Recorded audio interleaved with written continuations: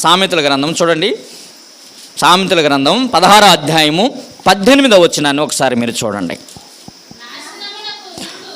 నాశనమునకు ముందు గర్వము నడుచును, పడిపోవుటకు ముందు అహంకారమైన మనస్సు నడుచును. ఏంటంట? ఈ గర్వం వలన కలిగే నష్టం ఏంటంట? నాశనమునకు ముందు ఏం చేస్తుందంట?